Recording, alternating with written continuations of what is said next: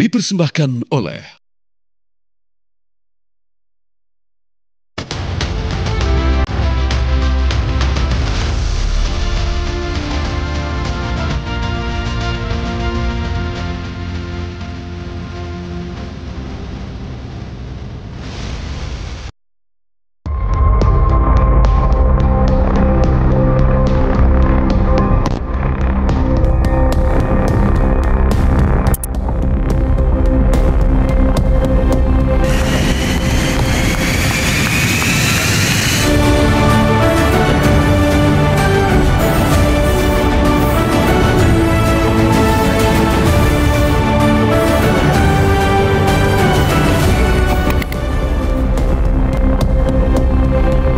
Indonesia adalah untuk anak dan cucu kita, dan antara Indonesia untuk itu harus dikelola dengan sebaik-baiknya, dengan sangat hati-hati, dengan sangat transparan, dengan saling mengawasi, harus bisa diaudit setiap saat oleh siapapun, karena ini sekali lagi adalah milik anak dan cucu kita, milik generasi penerus bangsa Indonesia.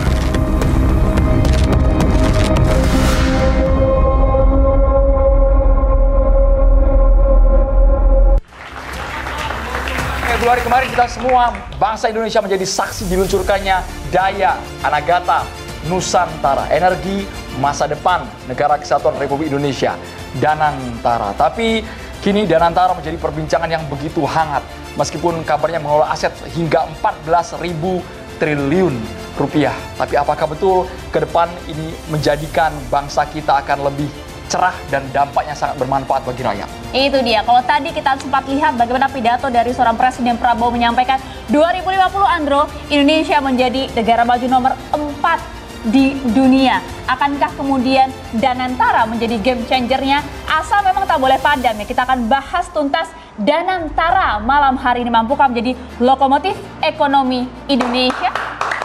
Kita akan membahasnya bersama dengan sejumlah narasumber kami, dan juga nanti kami akan melibatkan mahasiswa dari UIN Jakarta. Terima kasih teman-teman mahasiswa. Fakultas Hukum. Kalau ngomongin Danantara yang besar sekali, pastinya kita pengen kebijakan elegan sama seperti baju kita ya, Maria. Itu dia, baju Andro dan juga saya yang sponsor oleh BHS dengan cukup elegan malam hari ini. Batiknya Jacquard ya. Wah, cocokologi lah pokoknya ya. Itu dia, kalau gitu langsung saja kita akan perkenalkan satu persatu narasumber kami. Sudah hadir yang cantik jelita di meja catatan demokrasi, ada Bu Adita Irawati, jubir kantor komunikasi Presiden. Selamat malam. Selamat malam semuanya, Mbak Maria, Mas Andromeda. Selamat malam Bapak-Bapak juga semuanya. Selamat malam, selamat datang di catatan demokrasi. Sepertinya Mbak sibuk dari retret magang langsung ke Jakarta nih. Ya demikianlah, tugasnya demikian sudah. Tugasnya demikian Andro. Dan yang satu ini juga selamat datang kembali Bang Andre Rosiade, anggota DPR fraksi Gerindra. Selamat malam, Assalamualaikum warahmatullahi wabarakatuh. Waalaikumsalam warahmatullahi wabarakatuh. Sehat Bang? Semoga sehat selalu ya. Kita coba ingin dengar nanti bagaimana pencerahannya dari ekonom senior kita. Ada Bung Derajat Wibowo, selamat malam. Selamat malam, Assalamualaikum warahmatullahi wabarakatuh. Sehat ya Pak Derajat? Alhamdulillah. Semoga sehat selalu. Kami juga menghadirkan. Disaksikan lagi.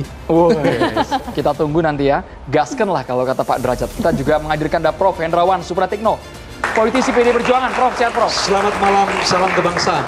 Salam kebangsaan. Menyala sekali malam hari ini. Ini jangan mau kalah nih. Pengamat kebijakan publik. Salam apa nih kalau pengamat kebijakan publik ini? Pak Agus Pambagio. Selamat malam, assalamualaikum warahmatullahi wabarakatuh. Waalaikumsalam warahmatullahi wabarakatuh. Dan satu lagi dari sudut kiri kita sambut. Inilah Henry Satrio, pengamat politik. Selamat malam, Andre. Selamat malam, Ayah. Daun salam buah sawo. Cakep. Selamat malam, Pak Prabowo. Bisa aja ya. Ubur-ubur ikan lele kita langsung ke narsum le. Asik. Pak Agus Pambagio, saya mau langsung ke Pak Agus Pambagio. Presiden Prabowo bilang kemarin, wajar banyak yang meragukan. Ini barang baru, tapi Anda optimis tidak Pak Agus? Kalau Presiden bilang ya harus optimis. Tapi terus terang saya pengen tahu, ini ada ekonom di sini, ada apa namanya dari Gerindra, Andre. Ini barangnya seperti apa? Karena apa?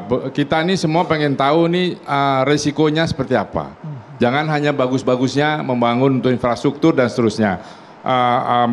Morgan Stanley hari ini sudah menurunkan ya kan, peringkat kita, sehingga saham kita turun terjun ke 6.500-an. Tentu ini menjadi was-was. Hari ini tadi saya banyak diterima telepon, ini bagaimana Mas, duit saya di Bank Himbara itu nasibnya nanti seperti apa? Ya kan, karena semua diambil. Kita ingat INA itu dikasih modal 80T, tapi baru dapat 1 proyek. Akhirnya pakai, ya kalau itu yang hilang APBN, kalau ini kan asetnya ikut hilang. Ini yang dikhawatirkan publik dan perlu dijelaskan, ada ekonom semuanya, ini barangnya bentuknya apa, jangan berhandai-handai, tapi realnya itu apa gitu. Oke, langsung saja dijawab kalau gitu Bung Derajat. Sebenarnya kalau kita melihat Danantara ini nanti akan seperti apa? Karena masyarakat tentu menantikan ini barang apa, kemudian jumlahnya berapa, ditaruh di mana, proyeksi ke depannya juga akan seperti apa, Bung Derajat? Iya, memang banyak narasi yang mengatakan kekhawatiran, saya rasa wajar ya. Ini inovasi baru dari Presiden Prabowo, idenya sudah lama. Ada yang berhasil di dunia, ya, di Singapura berhasil, di negara-negara Skandinavia berhasil, ya. Ada yang gagal, nggak usah saya sebutkan, kita tahu tuh ya. Jadi, ya artinya apa? Artinya kekhawatiran itu wajar, tapi jangan berlebihan, ya. Apalagi kalau kemudian narasinya itu tidak sesuai dengan apa yang disiapkan, ya. Intinya yang dilakukan Pak Prabowo ini adalah mencoba menggenjot pembangunan yang kalau melalui anggaran negara selama ini itu kadang-kadang ada proses birokrasi yang lebih panjang dan sebagainya. Ini digenjot melalui sektor korporasi. Digenjotnya untuk meningkatkan yang namanya modal tetap bruto, ya supaya investasi kita itu bisa bertambah. Untuk itu kita perlu dana yang cukup besar, dananya ditaruh di Danantara, ya. Nah, sehingga secara simpel kuncinya begini saja. Kalau dananya ditempatkan di tempat yang benar, bagus, menghasilkan, hasilnya positif. Cuan. Ya, cuan. Kalau tidak, ya hasilnya negatif. Ya sama seperti kita investasi saja. Kalau kita naruh di aset yang jelek, hasilnya jelek. Naruh di aset bagus, hasilnya bagus. Jadi sebenarnya Danantara ini adalah inovasi yang secara prinsip bagus. Tinggal bagaimana pelaksanaan dan pengawasannya. Nah, tugas kita itu pelaksanaan dan pengawasannya. Di tempat kemarin sama Bang Andre, tempat lain saya sampaikan. Kunci yang pertama itu adalah Mas Rosan dan kawan-kawan perlu segera merumuskan apa istilahnya tuh internal good corporate governance, ya. Jadi governance, kemudian compliance sama risk-nya, GRC istilahnya, ya. Tadi yang menarik ketika Pak Derajat bilang dibandingkan dengan Singapura ya Pak ya, Temasek, kabarnya mereka diisi orang-orang profesional jauh dari politisi. Tapi Bang Henry Satrio melihatnya Bang, kalau memang ada unsur politis, masih ada sangkut paut sama orang-orang politisi di Danantara ini. Iya, makanya kan di depan Danantara ini ada kata Badan Pengelolaan Investasi kalau saya nggak salah. Jadi intinya adalah investasi. Sementara yang saya tahu ini, saya orang awam Prof, dalam investasi itu sebetulnya key point-nya kan bukan untung, tapi trust. Nah, yang disampaikan oleh Mas Apam tadi, trust-nya tuh belum muncul hari ini terhadap Danantara, saham yang jeblok dan lain-lain. Kalau saya melihatnya juga dari sisi komunikasi. Danantara ini kan sebetulnya komunikasi pemerintah kepada publik, kepada pelaku ekonomi. Kalau pesannya salah sampainya, maka zonk juga ini adanya. Makanya betul tadi pertanyaannya Mas Apam di awal, ini barangnya apa harus dijelaskan dulu. Walaupun saya yakin kayak Mas Andre, kemudian Prof Derajat sudah memahami gitu ya. Bahkan Mbak Anggi juga udah memahami itu. Tapi rakyat kelihatannya belum. Nah, dalam proses komunikasi, kalau pesan komunikasinya salah, miskomunikasi dia, nggak akan sampai. Nah, kalau udah nggak sampai, ini trust-nya yang nggak akan tercapai. Nah, kalau trust-nya nggak ada bagi para investor ini, nanti arahnya kemana nih Danantara? Karena 2 hari ini media-media menulis raportnya merah semua nih IHSG. Jadi menurut saya harus ada rebound trust yang segera dibangun oleh Danantara supaya ini bisa sesuai dengan apa yang dimaksud dan tujuankan oleh Pak Prabowo. Kemarin kan kehadiran Pak Jokowi dan Pak SBY, saya artikan itu sebagai usaha untuk menggalang trust dari pasar, dari pelaku ekonomi. Nah, nampaknya karena 2 orang ini adalah politisi, tidak terlalu diterima dengan baik gitu ya. Bahkan ada Tony Blair juga kan, Tony Blair juga politisi gitu, sama aja. Jadi para politisi yang berada di Danantara ini ternyata tidak direspon trust positif oleh para pelaku ekonomi minimal untuk 2 hari ini. Mudah-mudahan aja nanti berubah ya ke depannya. Setelah 2 hari ini rapotnya merah ya bisa rebound gitu. Harapan seperti itu, teras karena pesan komunikasi ke publiknya jangan sampai salah. Mbak Dita harus menjawab ini Mbak Dita, tapi sesaat lagi tetap bersama kami di Catatan Demokrasi.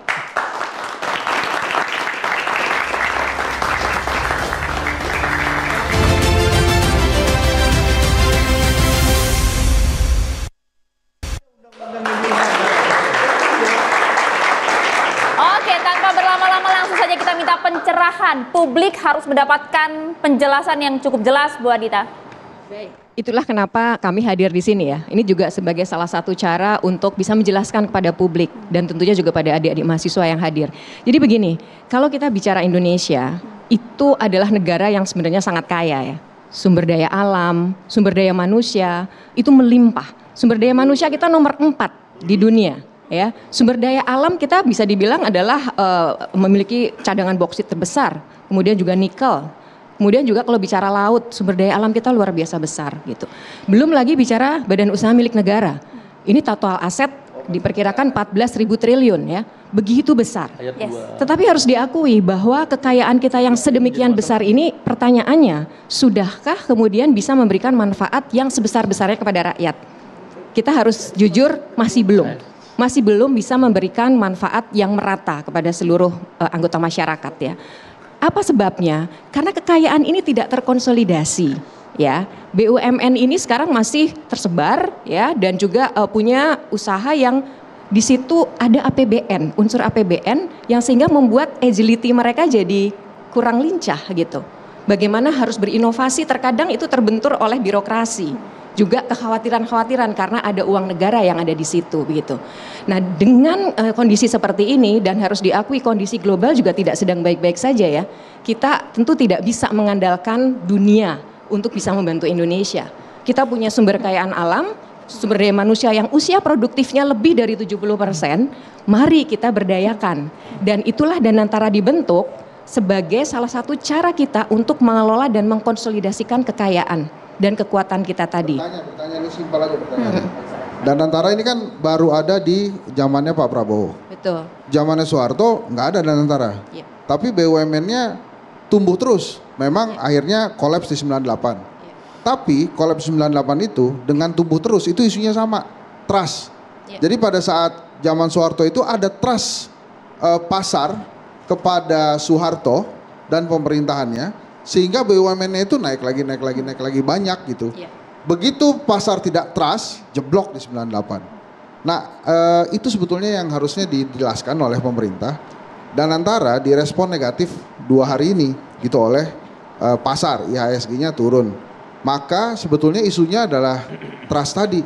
Kalau kemudian mengelola BUMN dan lain-lain itu, mungkin itu adalah tujuan yang kita sepakat dulu itu tujuannya baik banget. Maksudnya ini untung banget nih Catatan Demokrasi bicara tentang Danantara baru beberapa hari setelah diluncurkan. Boleh maka, langsung dijawab ya, iya. Bang ya, Hensat maka ya? kita punya catatan-catatan tentang trust tadi tuh Mbak Andi. Nah, Oke, trust boleh Mbak langsung itu dijawab. butuh proses. Trust itu butuh proses Pak Hensat ya. Jadi ini kita baru kemarin dibentuk. Ya kan? Dan sebelum-sebelumnya juga sebenarnya Presiden sudah beberapa kali menyinggung soal keberadaan Danantara dan mengapa itu harus didirikan di Indonesia.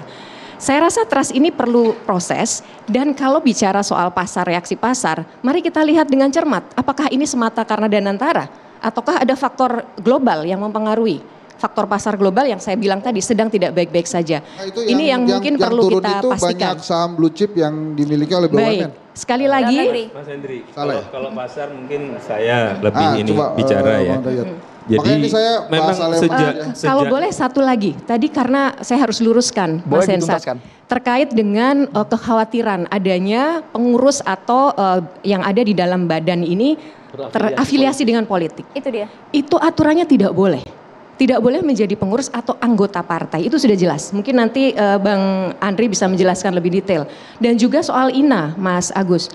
Kami baru tadi siang ketemu dengan tim INA ya. Mereka mengatakan saat ini aset mereka itu sudah 150 triliun. 4 tahun lalu baru 75 triliun rupiah. dan dengan pengelolaan yang prudent ya, dan juga kepercayaan kembali lagi dari asing, karena INA kan memang fokus investasi asing ya, itu bisa double jadi 150 triliun.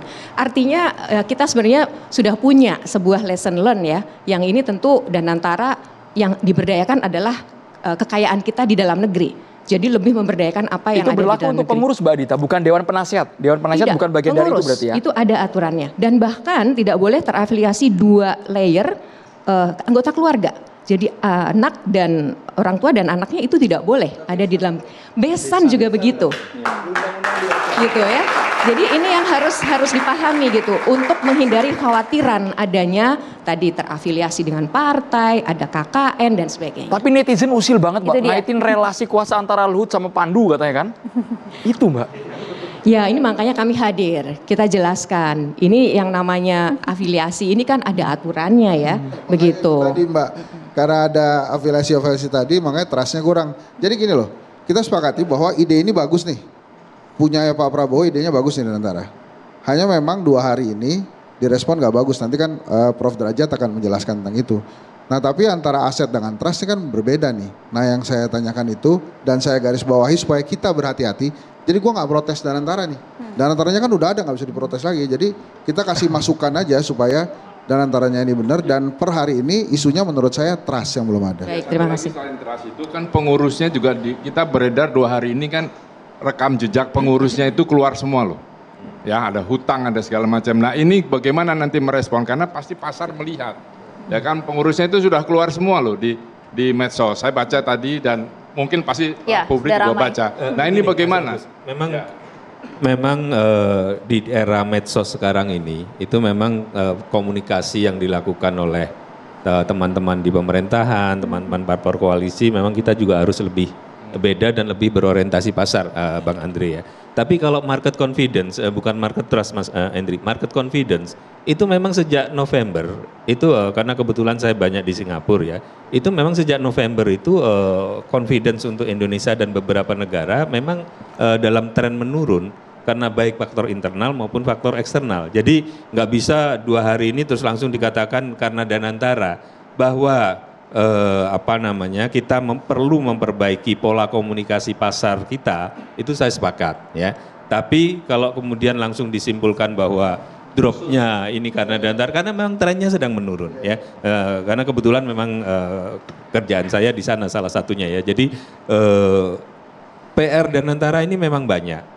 Salah satu yang internal tadi saya bilang perlu menunjukkan bahwa GRC itu apa? Governance, tata kelola, kemudian risk dan compliance-nya itu dilakukan dengan benar, dilakukan dengan profesional. Ya, saya tahu Mas Rosan, saya tahu Doni, Pandu saya nggak terlalu kenal ya, tapi Doni saya tahu mereka profesional. Ya, jadi ya saya mohon teman-teman beri mereka kesempatan lah. Kalau memang ternyata nggak benar, baru kita ganti. Toh dananya belum 14.000 triliun itu belum, itu baru targetnya. Ya, sekarang ini yang sudah masuk itu mungkin baru beberapa ya. Saya belum tahu yang sudah ditempatkan di Danantara itu pastinya berapa, saya belum tahu ya. Karena yang disampaikan Pak Prabowo 750 triliun waktu di Sentul itu kan adalah dari hitungan prognosis APBN ya. Jadi berapa yang sudah masuk belum? Mandiri tetap seperti biasa, BRI tetap seperti biasa. Saya ditanya, Mas Agus saya juga ditanya. Saya bilang rekening saya di Bank BUMN masih tetap.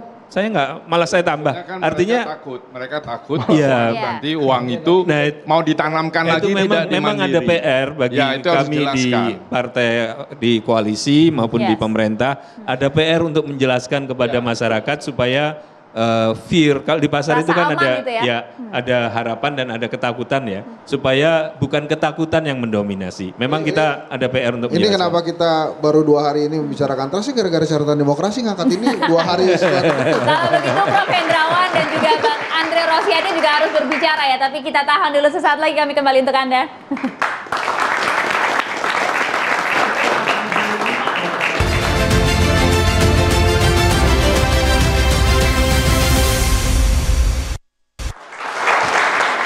Banyak, mulai dari pertanyaan publik, yang mengaudit siapa? Prof Hendrawan terlebih dahulu, sebelum kita masuk yang merumuskan undang-undang, Prof Hendrawan, boleh tanggapi Prof soal Danantara ini Prof. Yang mengaudit siapa, transparansinya bagaimana? Kalau kita ikuti pernyataan Presiden, jelas bisa diaudit oleh siapa saja. Betul. Ya. Tetapi yang menjadi pertanyaan kan di pasal 3AA. Jadi 3AA dalam Undang-Undang Nomor 1 Tahun 2025 ini di ayat 2 itu disebutkan bahwa dengan berlakunya undang-undang ini, maka semua ketentuan yang mengatur pengelolaan keuangan negara yang dipisahkan, ya, ini tidak tunduk pada Undang-Undang Keuangan Negara, tidak tunduk pada Undang-Undang PNBP, tidak tunduk pada Undang-Undang Perseroan Terbatas. Nah, ayat ini oleh pasar, oleh semua ini dipersepsi, kalau begitu ini tidak bisa diaudit. Itu tidak betul sebenarnya. Ini kebal gitu. Tapi yang ingin saya sampaikan, adalah begini. Kalau pada dataran gagasan, sebenarnya kita terlambat sekali mendirikan lembaga ini. Ya, kita terlambat mendirikan entitas ini. Kalau Singapura sudah puluhan tahun yang lalu, mestinya kita kalau pinter, kalau kita mampu berpacu dalam kurva inovasi, kita harusnya lebih cepat, ya.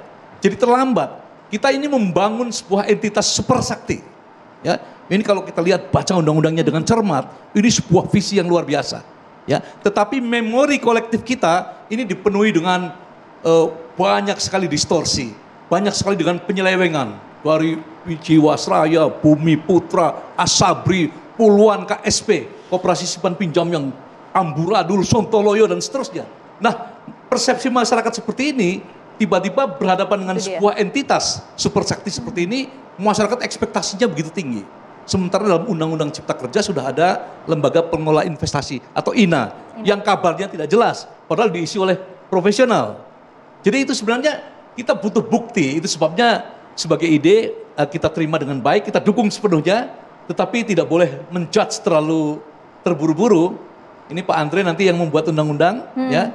Apakah entitas ini akan menjadi malaikat atau monster yang mengerikan, yang kalau rugi betul-betul habis? Gulung kita. Karena ini versi, salah satu versi dari Indonesia Incorporated, salah satu versi dari gagasan integralistik dalam bidang bisnis, ya, state capitalism, kapitalisme negara, jadi risikonya besar sekali. Itu langsung dijawab Bang Andre, apakah ini Danantara menjadi malaikat atau monster, Bang Andre? Makanya dari awal DPR dan pemerintah dalam membuat undang-undang itu, Prof, ya, bersama teman-teman PDI Perjuangan juga kita di Komisi 6, kita memastikan pengawasannya sangat-sangat kuat, ya, di mana audit itu dilakukan oleh BPK, ya, itu satu, ya, supaya publik paham. Yang kedua, kita melihat Pak Prabowo sebagai presiden, beliau ingin, ya, mimpi besar beliau, rencana beliau Danantara ini, ya, agar ekonomi Indonesia tumbuh 8%. Ini jangan sampai gagal. Caranya apa? Dari awal beliau mempersiapkan bagaimana pengawasan yang begitu kuat dan melekat. Makanya kalau kita lihat siapa sih anggota Dewasnya Danantara? Ya, selain Pak Erik sebagai ketua, wakilnya Mulyaman Hadad, ada yang namanya Kapolri, ada yang namanya ketua BPK, ada yang namanya kepala BPKP, ada yang namanya kepala PPATK, ada Jaksa Agung, ada ketua KPK. Semua APH dan semua pemeriksa keuangan negara semua ada di sana untuk memastikan jangan sampai, ya, pengawasan lemah. Karena apa? Sekali lagi, ini memang, ya, saya ingin jawab juga, ya, tadi auditnya BPK. Lalu Pak Agus tanya, ada ketakutan di tengah masyarakat bahwa uangnya di bank-bank Himbara akan dipakai oleh Danantara. Itu tidak benar. Uang tabungan masyarakat di Bank Himbara sangat-sangat aman. Karena modal Danantara bukan dari situ. Ya, 14 triliun itu kan aset under management. 14.000 triliun itu, ya, itu pertama. Yang kedua, saya ingin sampaikan dari mana modal Danantara. Presiden sudah menyampaikan modal awal Danantara itu 20 miliar dolar. Ya, 20 miliar dolar ini yang didapatkan dari efisiensi. Ya, inilah modal awalnya. Lalu Danantara akan melakukan pekerjaan yang selama ini, ya, dimimpikan oleh Pak Prabowo dalam bukunya Paradok Indonesia. Bagaimana sumber daya alam kita tidak bocor, ya, dan keluar secara mentah dan dinikmati oleh negara-negara besar. Beliau ingin melaksanakan dengan mega-mega project dengan uang dana awal 20 miliar lalu uang ini bisa di leverage Prof. Sebentar Prof, kasih kesempatan saya. Enggak, karena dalam undang-undang sudah jelas Ya. minimal 1.000 triliun. Ya. Jadi kalau Pak Andre pakai US dollar nanti Iya 20. Iya. kita bertanya-tanya lagi. Bukan, itu uang cashnya Prof. Tadi kan udah lihat modalnya kan aset under manajemennya udah ada 14.000 triliun. Enggak, maksudnya Ya. modalnya itu kan ada Iya, di sini. ya. Jadi ada uang cashnya 20 equity-nya Prof itu. Itu kan sudah lebih 14.000 triliun. Nah, sekarang saya bicara angka uang cashnya 20 miliar dolar. Ini uang ya karena ada jaminan dari pemerintah nanti ya dengan ada dividen ya akan di store itu sekitar 100 sampai 170 triliun sampai 200 T. Ya, sehingga lalu proyeknya jelas, ada proyek membangun hilirisasi, ya nikel, timah, boksit. Proyek itu Mas Andre. Ya. Itu mesti jelas. Sekarang gini, Dewan Pengawas tadi kan kalau nggak salah undang-undangnya tidak boleh dari partai politik Ya. dan sebagainya ya. Yang- Ini dewas apa namanya pengurusnya kan ada yang tadi ada polisi, ada segala macam. Itu BPK, dewas. Dewasnya. Dewas. Dewas. Itu kan di BPK kan itu politisi. Pak Ketua Pak ex officio Pak. Jadi Bapak harus paham bahwa Ketua BPK, Ya. Ketua BPKP, Kapolri, Jaksa Agung, Kepala PPATK itu adalah seluruh instrumen penegak hukum yang juga bisa mengaudit seluruh keuangan negara. Dan masih bisa diawasi Ya. DPR. Dan kita ada DPR Pak, ada Komisi 6 dan Komisi 11 nanti yang mengawasi Danantara ini gitu loh. Jadi Pak, kami di DPR ya tentu tidak akan memberikan cek kosong. Kami ingin Danantara ini bisa sangat-sangat berhasil karena DPR lah yang membentuk undang-undangnya Pak. Bagaimana Undang-Undang Nomor Jadi, Mas 19 Agus, tahun 2003 itu Sebenarnya kita kalau lakukan perubahan. kita jadi pengurus Danantara, itu sebenarnya sekarang ini pusing, mencret karena mau gerak itu banyak pengawasannya. Jadi cuma memang Makanya Mas, ya Mas Derajat dan Mas Andre, tadi saya bilang kalau secara normatif itu kan semua sudah bagus sekali. Hanya memori kolektif kita, Iya. pengalaman masa lalu kita ini syarat dengan tadi distorsi, Yes. dengan penyimpangan, bahkan birokrasi kita disebut kleptokrasi sekarang. Mas Derajat kalau pergi ke luar negeri, Prof 30 detik aja. Makanya Prof, mari kita berikan kesempatan Nah, dulu setuju. Danantara ini bekerja. Karena Danantara ini Prof, ini cara Pak Prabowo melaksanakan cita-cita Bung Karno ini. Gitu loh. Bagaimana Indonesia bisa berdiri kaki sendiri gitu loh. Kita jangan lagi negara Pak Andre, menjual. Pak Andre, Ya. saya membawa undang-undang dasar ini. Ini intinya inilah wujud atau ekspresi konstitusional kita. Iya. Setuju. Pada dataran ide, pada dataran gagasan. Dan antara ini adalah implementasi konkret Yes. dari Undang-Undang Dasar 1945 pasal 33. 33. Iya. Gitu. Khususnya Udah, setuju sepakat ayat itu. 1. Setuju kan? Gagasan normatif Itu patut loh. kita acungi jempol, tapi yang namanya investasi Bapak dan juga Ibu ada untung, ada Ada buntung. rugi, itu Kira-kira potensinya lebih banyak untung atau buntung? Sesaat lagi. Kita harus jeda hanya di catatan demokrasi pemirsa.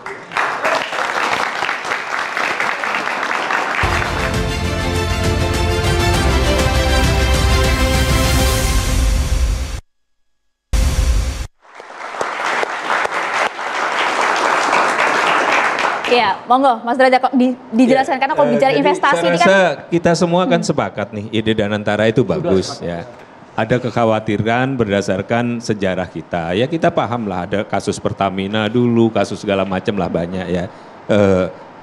Mungkin juga memang ada perlu komunikasi dengan pasar ya. Saya rasa Mbak Dita, ya, Mas Rosan kalau Anda dengar, apalagi Anda kan pernah di yang punya TV ini Anda kan pernah di sini juga ya kalau dengar ya kita perlu lebih banyak bicara dengan pasar ya. Saya rasa memang PR pertamanya itu komunikasi dengan pasar untuk membangun market confidence.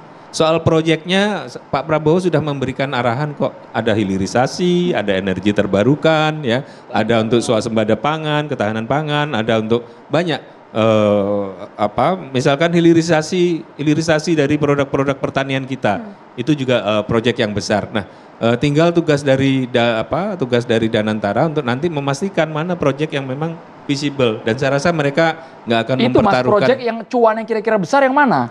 Ya kan nanti akan dilihat kan ada studinya, ada studi yang lebih mendetail begitu ya.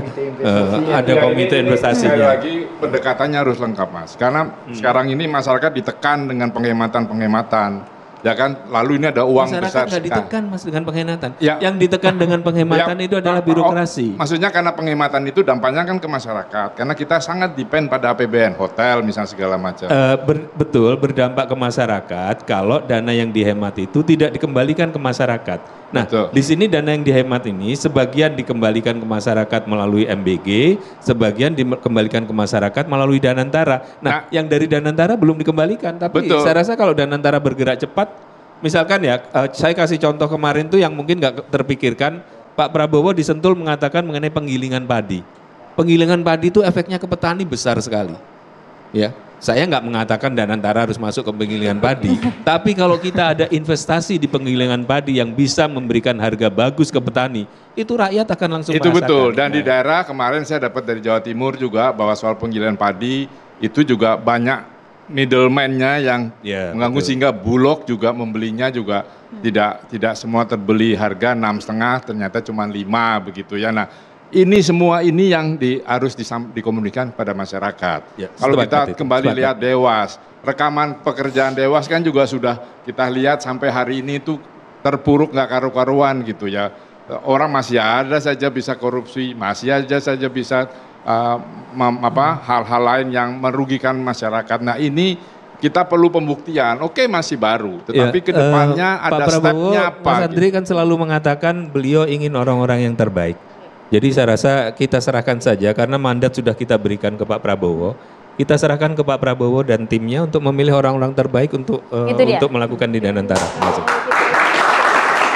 yakin ya, Pak Prabowo ini tentu akan sangat serius ya memilih orang-orang yang akan mengawaki Danantara. Asetnya demikian besar dan cita-cita beliau kan juga luar biasa. Selain tadi bicara Boleh pakai Justru mic, Mas? itu. Boleh pakai Kalau- mic? Publik juga serius Nah. menganggapnya bahwa itu mengkhawatirkan. Nah, maka dari itu justru kita juga kalau publik kemudian juga ikut mengawasi, ini kan makin membuat para awak yang ada di Danantara ini akan lebih serius lagi, Mas Agus ya. Jadi saya rasa Presiden sudah menunjuk pasti dengan pertimbangan-pertimbangan kompetensi, capability dan juga pasti ada integrity. Karena beliau menegaskan ya bahwa Danantara ini harus dikelola dengan super prudent, dengan tata kelola dan sovereign wealth fund ini juga sebenarnya mengadopsi prinsip Santiago Principle, Mas. Ini yang biasa dipakai untuk sovereign wealth fund di seluruh dunia. Jadi harapannya tadi kan ini menyampaikan adopsinya bisa membuat Danantara ini juga tadi Mas lebih tertata kelola dengan baik. Itu juga Ya. masih dalam pertanyaan kita, Jadi, berhasilnya Itu dia, apa? berilah waktu. Mbak Dinda, ya. kita setuju lah. Ya. Jadi tugas kita bersama bukan hanya Pak Prabowo sebenarnya, Betul.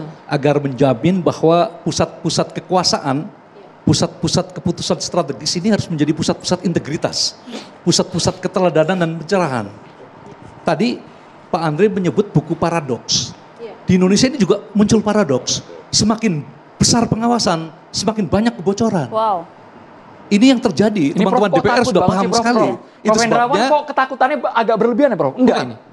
Justru kita bersama-sama ya betul-betul bisa menjamin agar entitas yang super sakti ini ya harus dikawal betul-betul agar bisa menjadi game changer. Iya. Pengubah, kalau enggak berat. Ini kalau kita bicara di tataran BUMN-nya ya Prof, ini sebenarnya justru memberikan mereka ruang kan untuk berinovasi. Karena sekali lagi, ini sekarang tataran yang diawasi itu ada di para pengurus ya. Kalau BUMN-nya ini sebenarnya kan pendekatannya Mbak, jadi itu bisnis. setuju sekali. Ya, jadi artinya Orang begini. saya mengajar di kampus tentang itu. Betul, betul. BUMN jangan sampai menjadi badan usaha milik nenek moyang. Justru itu Prof, dengan diberi keleluasaan mereka Makanya bisa tadi berinovasi dikatakan kan, begitu. Ya. Mbak Dita kan dari tadi bilang kasih waktu. Cuma memang setelah didirikan, setelah diluncurkan, nampaknya publik tidak merespon dengan baik. Terutama tadi masalah trust dan ada komunikasi yang kurang baik antara pemerintah dengan pasar terkait Danantara. Tadi Mas Apam sudah berkali-kali mengatakan bahwa trust itu dilihat dari etalasenya. Mungkin publik mengapresiasi positif adanya Doni Oskaria. Tapi mungkin tidak dengan keponakannya Pak Luhut, Mas Pandu atau dengan Rosan gitu ya. Nah dengan ketidakpercayaan yang ada ini sekarang kan mesti diperbaiki. Oke, kasih waktu. Tapi kalau dari awal trustnya udah nggak ada, itu bahaya menurut saya. Sehingga justru mumpung belum berjalan terlalu jauh, trustnya ini harus diperbaiki. Terutama komunikasi publik dari pemerintah kepada pelaku pasar. Kira-kira gitu, Andre. Bang Andre, Bang. Ya, tadi kan saya menutup di mana Danantara ini adalah implementasi konkret pelaksanaan pasal 33 Undang-Undang Dasar 1945. Itu sebelum di-cut sama iklan. Ya, dan Pak Prabowo adalah presiden yang konsekuen dan berani melaksanakan pasal 33 itu. Itu pertama ya. Itulah dasar kenapa Danantara ini dibentuk. Lalu bicara figur tadi. Ya, saya rasa Pak Prabowo ya, karena ini adalah mimpi besar beliau. Beliau mengambil risiko melakukan efisiensi, tentu beliau sudah berhitung ya, mengkalkulasi figur-figur yang beliau berikan mandat untuk memimpin Danantara. Ya, pertama Rosan Roslaini. Kita tahu kapasitas Bang Rosan ya, beliau profesional ya, mengelola perusahaan investasi, sukses, pernah jadi ketua umum Kadin ya, dan sekarang menjadi menteri investasi dan kepala BKPM. Seorang profesional, bukan orang partai politik ya. Ya, dia sukses sebagai profesional. Doni Oskaria juga Bang ya. Lalu Tapi punya pendidikan rekamnya sebentar. Satu Pak. Yang kedua, Doni Oskaria, profesional yang masuk di BUMN, jadi wakil Dirut Garuda, lalu menjadi Dirut Holding in Journey BUMN, lalu dipercaya jadi wakil menteri BUMN, sekarang merangkap menjadi COO Holding Operasional Holding COO Operasional Holding BUMN. Beliau punya kapabilitas dan pengalaman untuk melakukan itu. Nah, lalu Pandu, anak muda yang punya pengalaman di dunia investasi. Jadi Pak Prabowo mempercayai ini, berikan kesempatan 3 orang ini bekerja, ya, membangun GRC yang disampaikan oleh Pak Derajat tadi, ya. Insya Allah, ya, kami nanti di DPR Pak, baik Komisi 6 yang menjadi mitranya Pak Doni nanti maupun nanti Komisi 11 yang menjadi mitranya Pandu, kita akan awasi sama-sama. Ya, saya sangat yakin, saya kenal sekali ketua umum dan ketua dewan pembina kita. Saya yang sekarang Presiden Republik Indonesia. Beliau pasti akan bekerja keras mengawasi ini untuk berhasil, jangan sampai ada maling nanti. Ya, karena gini, 3 orang itu kan ada punya perusahaan juga. Ya. Bagaimana caranya nanti monitor tidak itu ketarik? Nah, di undang-undang, sebentar. Resnya sudah harus Pak. Di undang-undang undang-undang sudah di undang-undang di PP itu sudah diatur. Prakteknya sudah dijalankan nanti. Jadi diatur di undang-undang dan PP, ya, undang-undang dan PP itu sudah diatur. Sudah ditandatangani oleh Presiden. PP. Ya, PP-nya sudah. Di situ sudah dijelaskan bagaimana mekanisme melakukan investasi, Pak. Lalu ada yang mengawasi jumlah tertentu, nanti komite ini yang memutuskan. Ya, diusulkan, nanti diputuskan. Nanti dengan jumlah tertentu ada, bahkan ada persetujuan DPR. Jadi ini kita awasi bersama-sama. Insya Allah kalau sebentar, ya silakan bertanya. Itu kasih waktunya mau berapa lama ya? Ya, kalau menurut saya setahun ini sudah terlihat hasilnya. Karena tahun 2025 ini, Pak Prabowo akan meluncing 15 sampai 20 proyek di Danantara. Jadi tahun depan insya Allah sudah mulai terlihat. Ya, apalagi kalau proyek ini selesai, negara akan dapat begitu banyak pendapatan. 1 tahun kita kasih waktu. Tapi mudah-mudahan lancar lah, semoga lancar. Rosan akan resign dari Menteri Investasi. Ya, itu kan hak prerogatif Presiden. Tidak boleh. Setahu saya, ya tidak ada masalah. Tidak ada aturan undang-undang. Katanya tidak boleh. Pak, Danantara itu Pak, di undang-undang bukanlah pejabat negara. Jadi menurut kami putusan Presiden ya tidak ada pelanggaran undang-undang bahwa Rosan jadi kepala Danantara. Tapi buat publik buruk sekali itu, ya kan? Lalu nanti juga dari siapa namanya si Doni Oskaria, Pandu Sarin. Bukan siapa? Pandu itu kan juga punya berderet perusahaan. Nah ini bagaimana?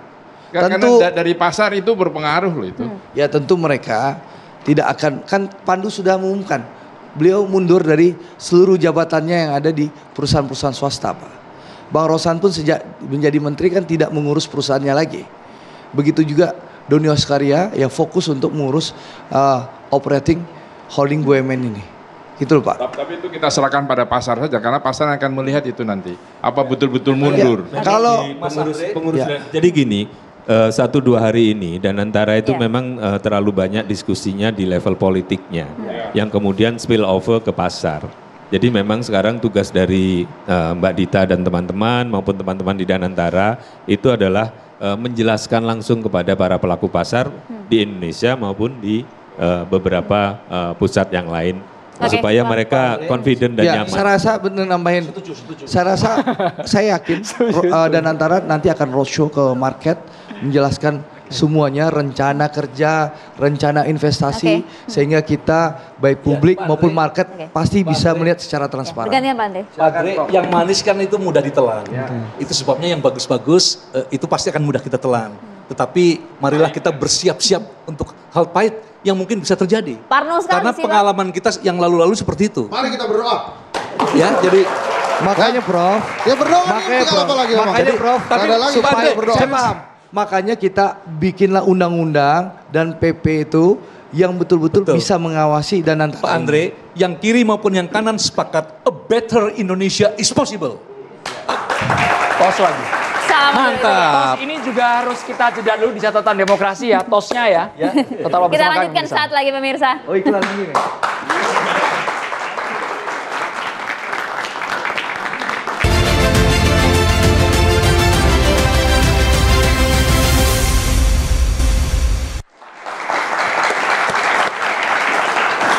Semoga dari Bapak Ibu narasumber malam hari ini bisa mencerdaskan bahwa ini loh Danantara dan mahasiswa juga ngerti dengan kata narasi yang membumi soal Badan Pengelola Investasi Danantara ini ya. Semoga jelas paham kalau tadi Prof. Hendrawan juga sampaikan the better Indonesia is possible. Asal nggak boleh putus ya Andro ya. Jadi Danantara sebagai harapan baru ekonomi Indonesia yang cukup elegan diluncurkan oleh Presiden Prabowo. Sama. Seperti Andromeda malam hari. Seperti Maria Segaf mengenakan baju BHS. Terima kasih Henry Satrio, Terima kasih Agus banyak, Pambagio, Prof. Hendrawan Supratikno, terima kasih. Terima kasih Pak Derajat, Bung Andre dan juga Mbak Dita. Terima kasih banyak. Kita boleh berdiri bersama-sama. Boleh sambil berdiri semua. Optimisme terhadap Danantara. Saya Maria Segaf. Saya Andromeda Mercury. Boleh lihat tadi tosnya gimana Bapak Ibu supaya kompak, solid, bahwa semuanya optimis. Danantara akan cuan besar untuk Indonesia. Sampai jumpa. Sampai jumpa.